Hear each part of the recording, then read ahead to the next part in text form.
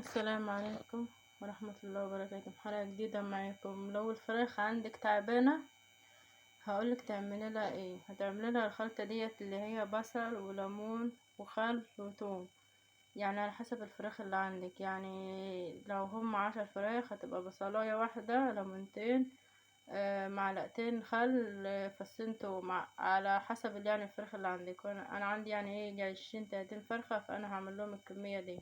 انا هقشرها واحطها في الخلاط، اضربها في الخلاط وارجع لكم تاني.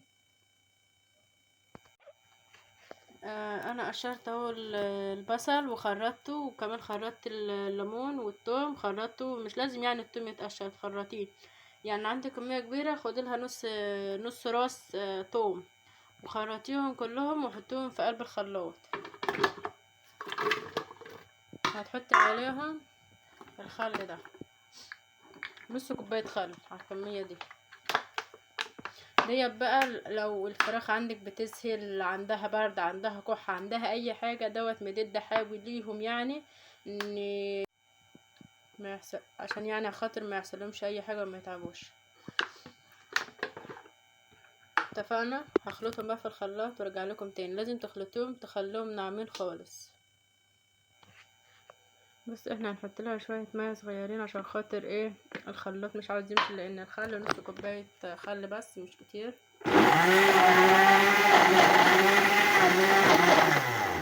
هخلطهم عشان صوت الخلاط ما يزعجكوش وهرجع لكم تاني.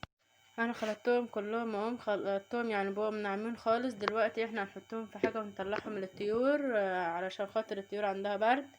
وانا بقولك لو يعني عندك برد، عندها كحه، بتسهل، عندها اي حاجه، حط لهم منهم مرتين في الاسبوع. يعني اول اسبوع واخر اسبوع الفراخ عندك هتبقى زي الفل، ومش هتتعب ومش هيحصل لها اي حاجه، وهتكبر معاكي وهتشيل اوزان قد كده.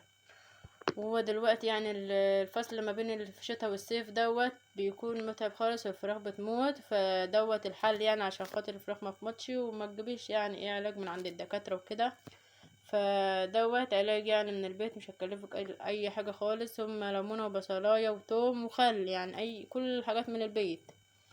فاحنا بقى نحطها في حاجه ونطلعها للطيور. ولو عجبكم الفيديو واستفدت بيه دوسوا لايك وشير وسبسكرايب، فعلوا زر الجرس عشان يوصلكم كل جديد. بالله عليك لو عجبك الفيديو واستفدت بيه دوس على جرس الاشتراك. الخلطة دي هتديها للطيور الصبح على المية، وتفضل هي تكون على غير يعني جميع الطيور عندك، اللي عيانة واللي مش عيانة، عشان العيانة تتشفي يعني ربنا يشفيها، واللي مش عيانة ربنا يحميها ان هي ما تعيش. جميع الطيور عندك اديها لها.